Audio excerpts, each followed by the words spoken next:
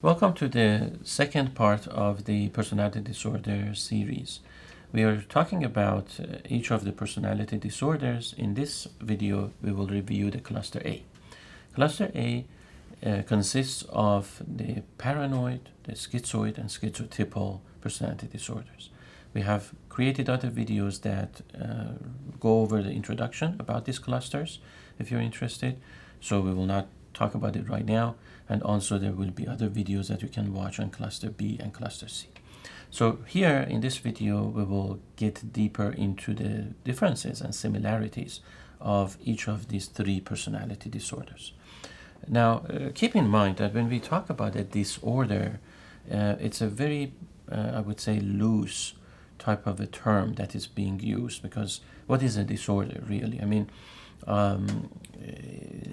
depending on your position, when you are viewing this video, I would welcome you to really take a good look at how you're approaching this topic of disorder. If you're a doctor, if you're a clinician, if you're a nurse, if you are a family member, a teacher, an educator, an interested person without any specific specialty training, let's say in this medicinal and mental health field, each of these positions and categories have a different understanding and different role and responsibility when it comes to using the word disorder.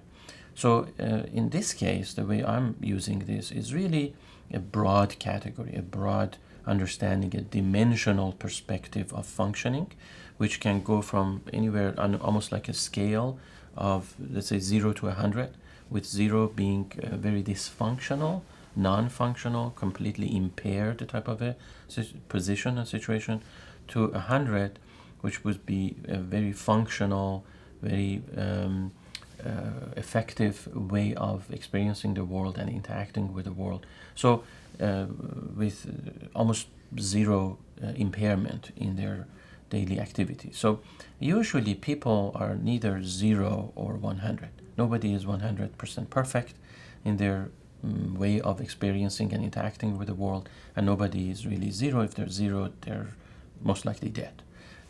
So people generally actually fall on a healthy, if you will, a little bit healthy, maybe a little bit less healthy part of this spectrum, probably around anywhere between 30 and 70, 75, 80 perhaps, if they're very, very functional.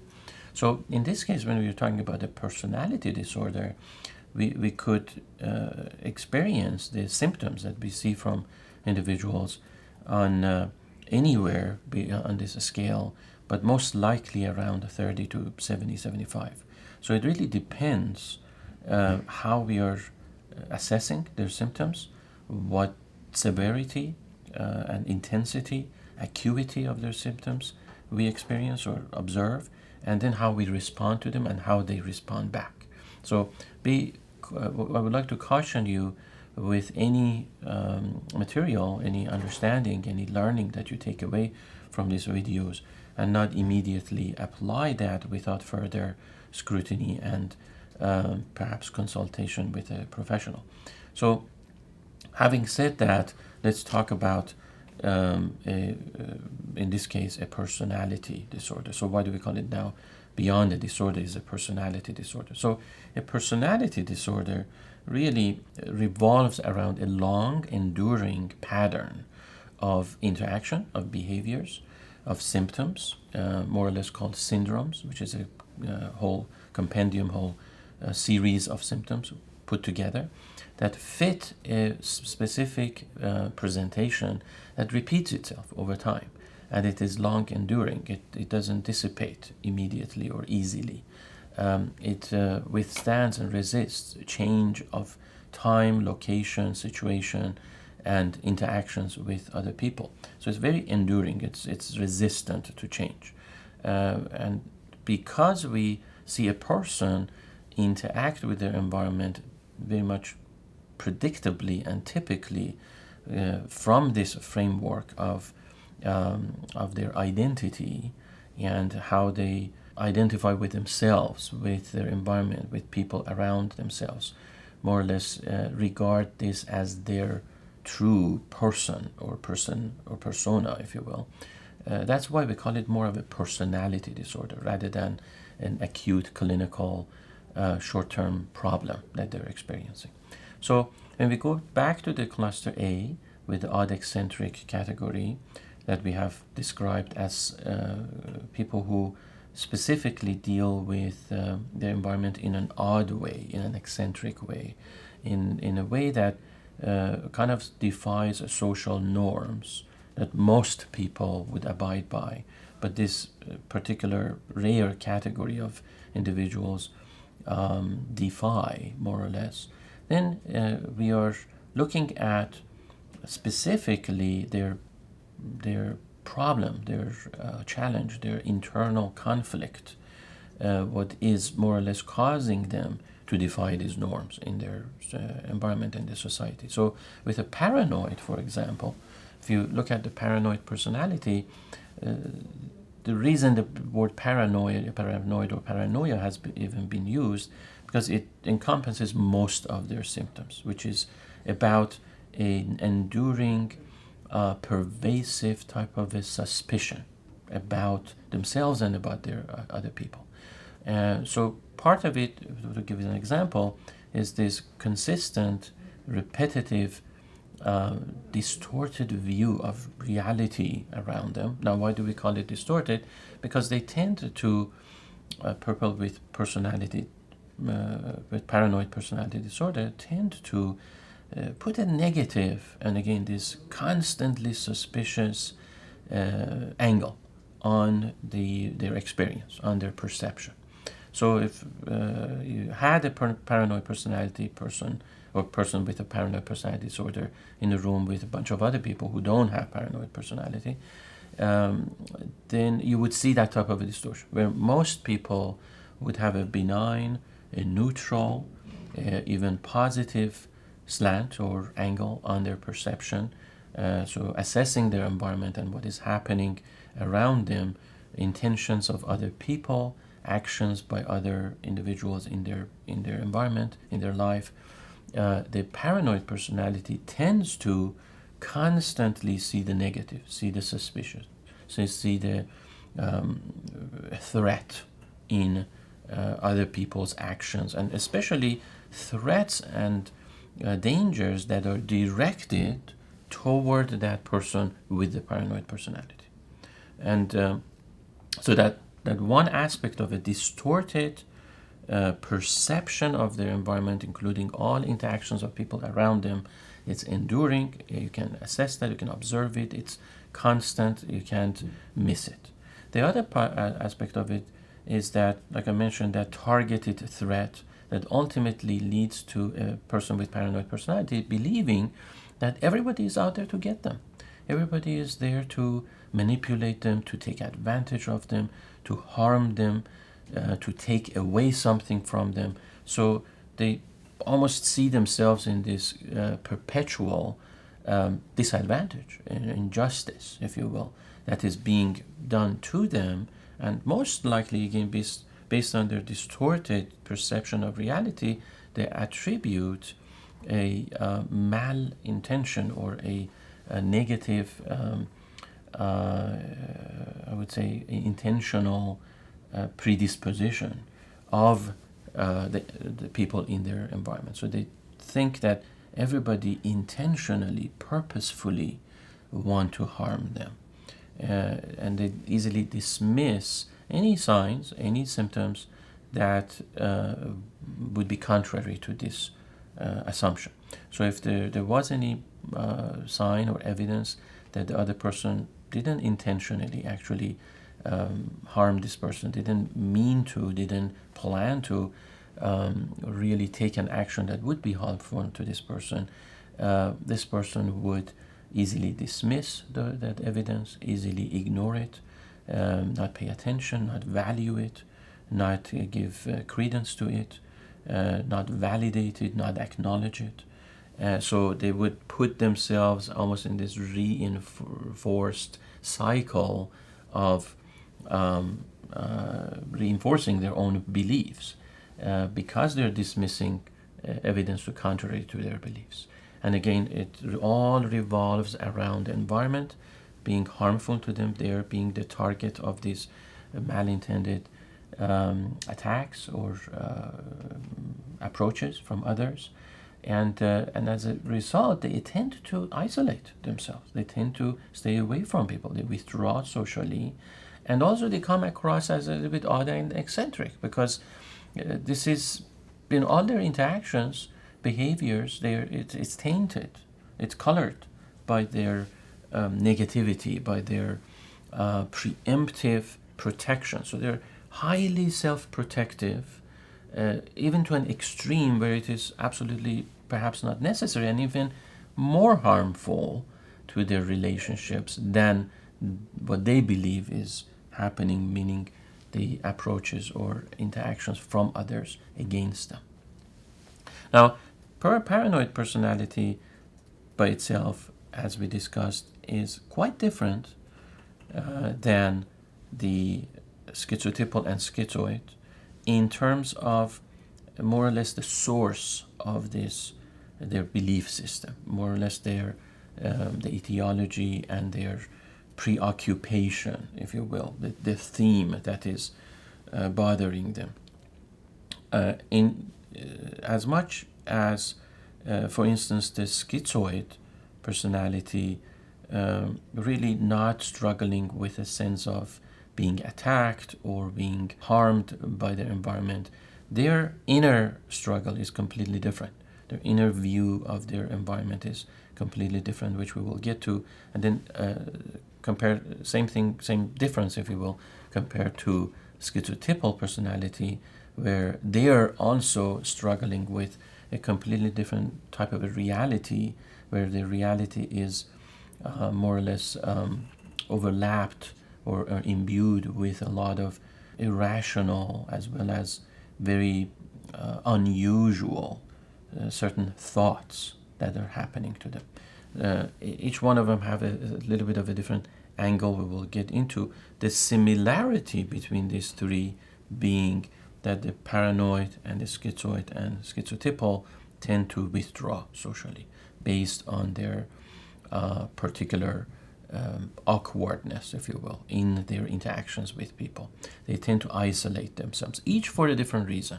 As we mentioned, paranoid for mostly because they feel they're being harmed, and they see that as reality, they see that as a trend and an indisputable part of reality that they are being targeted. So therefore they're kind of very highly overly protective, which then leads us to a discussion of schizotypal and schizoid personality. So I'm going to start with schizoid. Schizoid personality also withdraws and isolates from the environment. And interestingly, in this case, there seems to be an apathy, an apathetic type of a predisposition toward their environment. There's a sense of emotional distance. So if you can kind of, let's focus on that a little bit and then kind of can compare contrast to the other. So what happens with schizoid personality, they don't even have the desire, at least as it seems on the surface, the way we are observing people with this personality come across into their environment, is that they don't even have the desire to interact with their environment. So they show with some indifference, some emotional coldness, with a little bit, distance and apathetic and aloof type of a presence in the company of other people. And so they actually enjoy, if you will, more being alone and being preoccupied within their own fantasies or their world, and a lot of time that world being an abstract world, very much detached from, let's say, pragmatic, practical, tangible, concrete events in their reality. So they prefer really to distance themselves from this outer reality that is defined whose interactions and norms and and rules and mores and culture, more or less, is being defined by a whole lot of people, a group of people, society, community, the human race, more or less, and then tend to isolate, go internal, go inside, focus on themselves, focus on their own inner world, if you will. So, and that's where the word really schizoid comes from, or schizoism, which is more or less a schism or separation from or between two realities, two worlds. And so lastly, they're not necessarily, I would say, unapproachable or interactional. They still interact with people, they approach others as necessary. People can approach them and interact with them. However, when they, let's say, people without a schizoid personality have certain expectations of a response, of an emotional expression, of an even appropriate cognitive expression, they are disappointed because they're not getting that response from a person with schizoid personality. So there is this mismatch. Sometimes it's timing, sometimes it's the pace, sometimes it's the appropriateness, sometimes it's that it doesn't match the social norm and cue. For instance, let's say you could have a party going on, or a meeting going on, or a gathering or an activity going on, and most people would match their timing of response, of interaction, of their kind of initiating a conversation with another person and responding to that situation with each other to the point where there is more or less a harmony, and people end up believing that they have a meeting of minds. They're on the same frequency, they're on the same page. But a person with schizoid personality doesn't play this play along. They have their own reality going on. So their timing may be off, their pace may be off, their social norming may be off. So they may not really respond quickly enough, timely enough, appropriately enough, accordingly enough, if you will, or fittingly to that norm that is being more or less imposed or expected of that group. So therefore they kind of come across as they're not getting it, they're not responding, they're not interacting, they're not attuned, they're not in harmony, they're not on the same frequency or page. So ultimately, with many years, if you will, of this type of a mismatch or a clash between experiences, and internal experience and external experience, a person with schizoid personality tends to isolate themselves because they too, notice, they do have insight about all these discrepancies and deficits and dysfunctions. However, they're also at a loss of really changing and fixing that trait that they are more or less born with, if you will, or have been have acquired over time. So as a result, they just tend to isolate themselves. And again, because they don't necessarily have even a desire to attach and bond with others, it happens to be the easier and more fitting approach and solution to the problem for them to withdraw from society and just kind of be a loner, if you will. And then just a very quick comparison contrast to paranoid. There is not much of suspicion going on, or paranoia, feeling being attacked or unfairly treated by others, but there are a lot more indifference, a lot more aloofness, a lot more apathy that goes on for schizoid. Lastly, let's move on to schizotypal personality disorder. So here, again, comparing these first two, very much a theme of protection and attack as a major, if you will, discrepancy between inner reality and outer reality of paranoia or paranoid personality, to schizoid personality, where the major theme being discrepancy between realities, if you will, like an inner reality and outer reality, and discrepancy of attunement and attachment and bonding and connecting with others, to the third one is schizotypal, where a schizotypal person more or less has the desire to connect with others. So in contrast to paranoia and paranoid or schizoid, where due to the nature of their inner experiences, they may not have had the desire or even lost the desire to connect with people.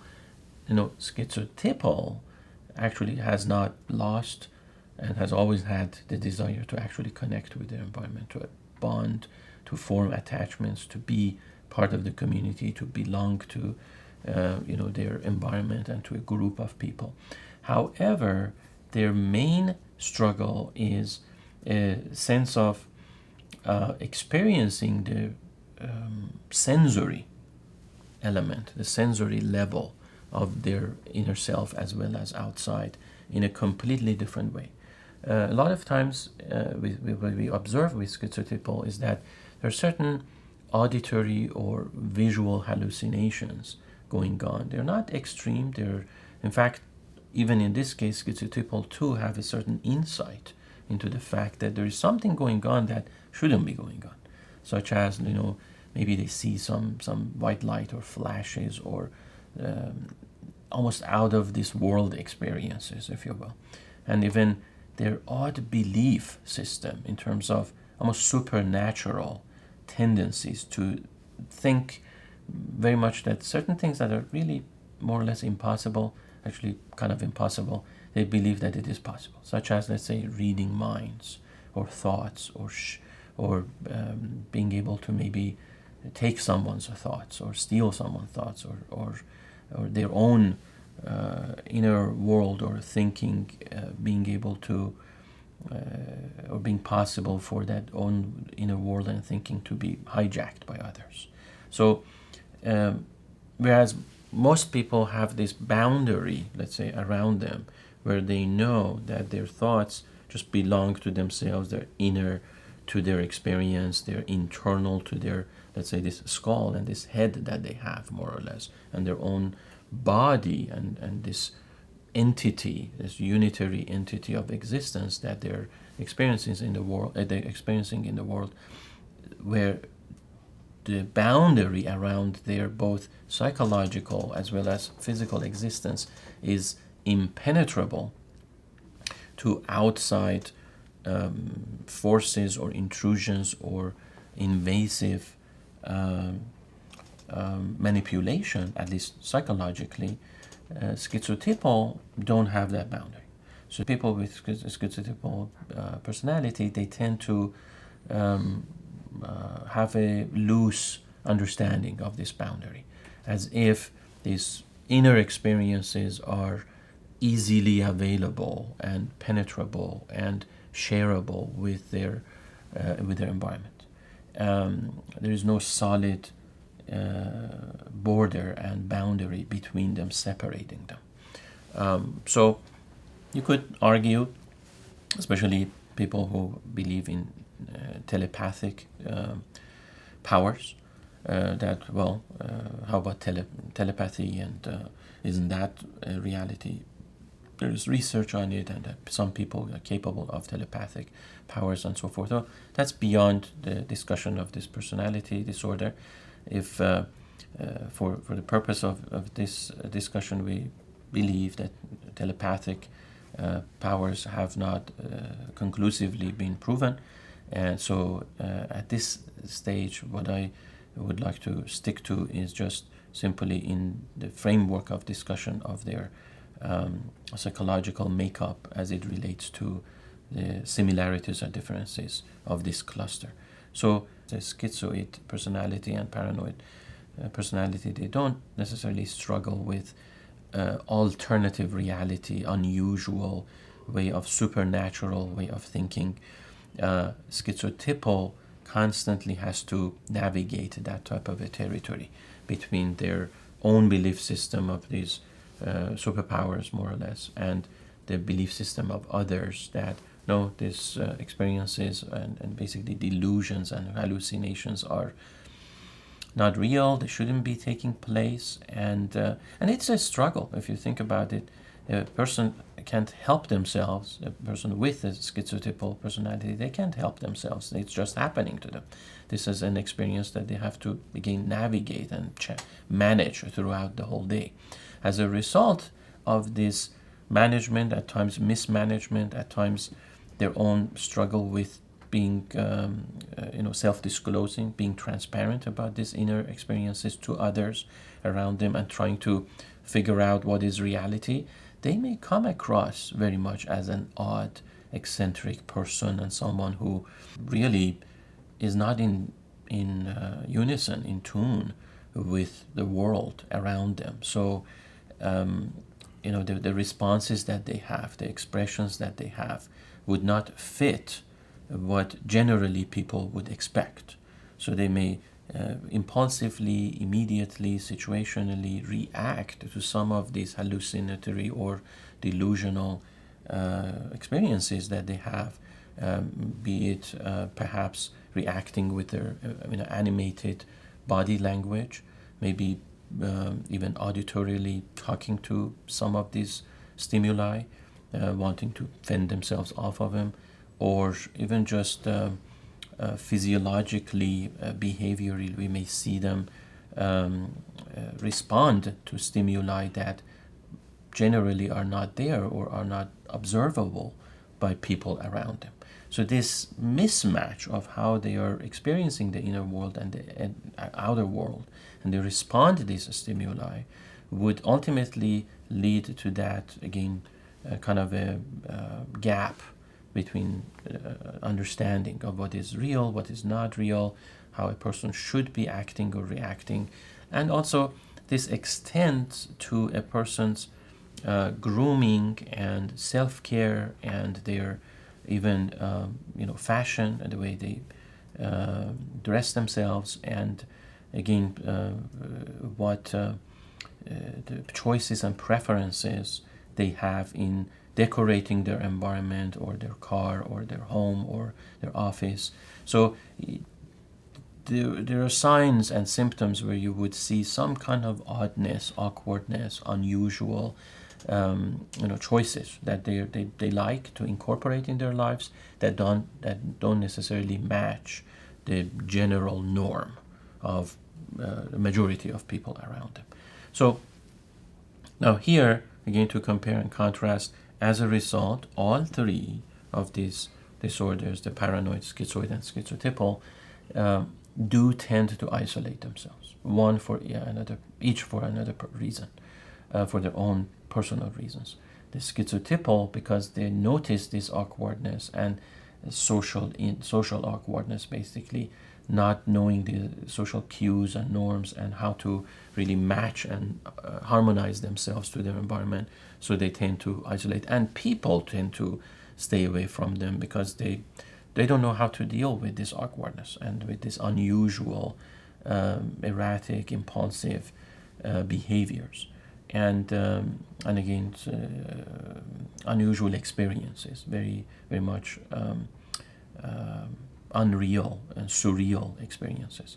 And then schizoid personality type being the one that comes across as indifferent, so others stay away from schizoid personality because they end up kind of feeling like they may be intruding, they may be hurting, they may be